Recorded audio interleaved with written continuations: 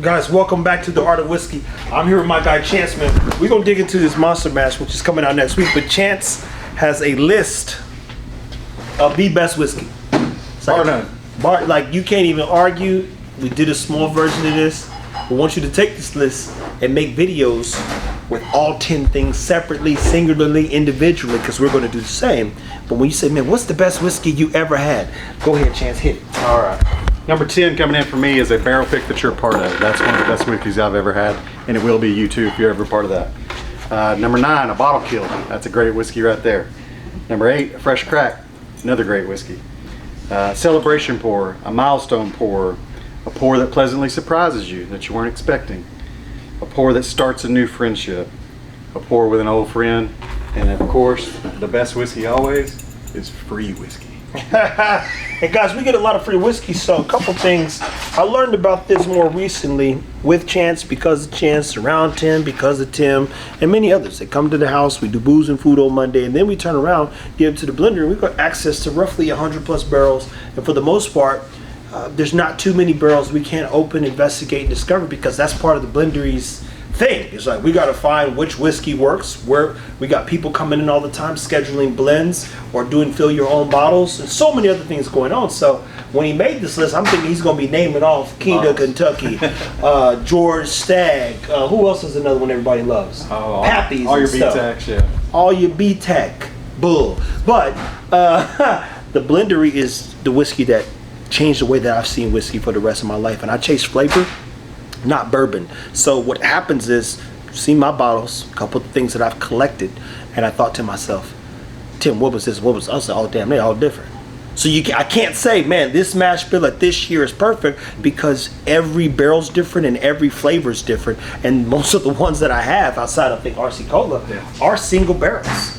And those that know, I was an orange juice fanatic because I just couldn't believe that there was such orange straight out of a barrel. And that's the thing. It's Chance, walk them through the pressure you applied to the blendery, because you had been such a fanatic that you were like, he's adding something, some sugar. There's something he's doing. There's no way that whiskey tastes that good straight out of the barrel. It's not even plausible. Yeah, my story's not a storybook with the blendery.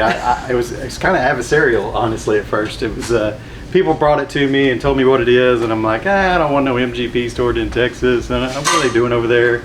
And then I taste a few of them. I'm like, okay, that's not natural. What's going on here? This is weird. And then finally one day I had enough. I'm like, screw it. I'm just gonna go over there and find out myself. That way I can put this to bed and be done with it and move on. Right? I was gonna put a nail in the coffin. Yeah, I was like, there's no way this tastes like this naturally. They're doing something to it. So I came in and I told the story, and Tim's like, well, what do you think? And I was like, well, I think you're doing something to your whiskey. And he goes, what do you mean I'm doing something to my whiskey? I was like, I don't know, dude. I said, additives, syrups, weird finishes. You're combining things that we don't know about. I don't know what you're doing, but whiskey doesn't taste like this. You don't get these flavors from whiskey. Whiskey is wood and cinnamon and vanilla and all these things that I'm used to, right? Not all these crazy pop-off flavors that you can name out of the air. And he goes, okay, well, come next door. And he brings me next door and he shows me the whole operation. He shows me how he does this and how he does that and how he puts age on things, and how some of these barrels have these unique, bright, colorful, fruity, or dark flavors that just are completely unique to their own. And I was honestly shocked. I'd never seen anything like that. So and he's still here to this day because of that. It made me take a step back. It made me reevaluate what I thought and what I said. I learned to speak kinder at this place and joined the membership that day, and have been a member ever since, and a big fan of the blendery. And that's, look, it's one of those undescribable things that you cannot put in words. But we're talking barrel to bottle to cracking it with friends, and I kid you not, I found one tastes like candy corn. I've had some taste like graham cracker, and you just go, so you don't got no more of this? And it's like, that's it. So not only do you have to buy everything you can afford at that time, because it's gone. Like the root beer, gone. Like it's 100, I think 20 bottles, 130, but they're all gone. And it doesn't make any sense. That mash bill, those wood sugars, that wood, it shouldn't equal that, but it does somehow. And that's the point. If you told me you didn't like rye, I've got a 95.5 rye at the house, or a 95% rye with 5% barley or something, and it tastes like Houdini. And so he's like, you sure you don't like rye? Because this tastes like candy. Yeah. And it's 127, 115, 135, still crushable. Was a super sweet one. You're like, damn, this is 135, which is ridiculous. Your raspberry, I mean, my God.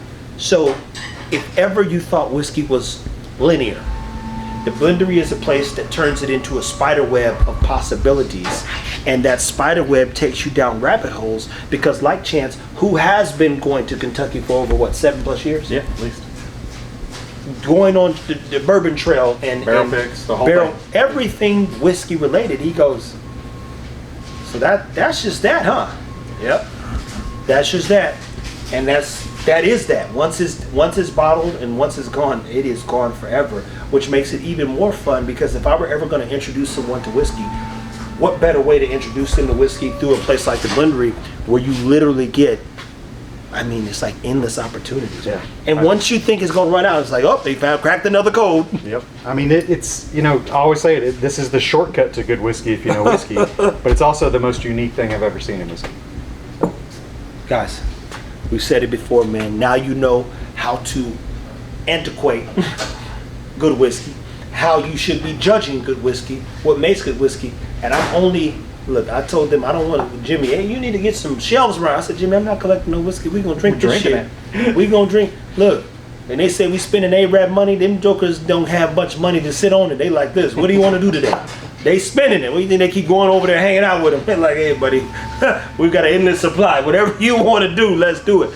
I now have technically an endless supply of whiskey because of some great whiskey friends, great whiskey times, great whiskey information.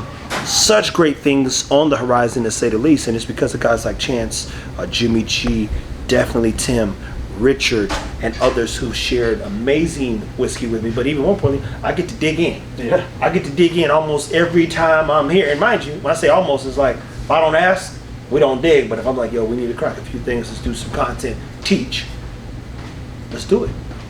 Guys, the best whiskey is at the Blendery. I don't know no other way to say it. Am I wrong? Oh, you're right. Yeah, absolutely right. It's the most unique thing you'll ever find in this area or anywhere else. I mean, I've searched high and low, and there's just nothing that compares to this experience. Keep it whiskey.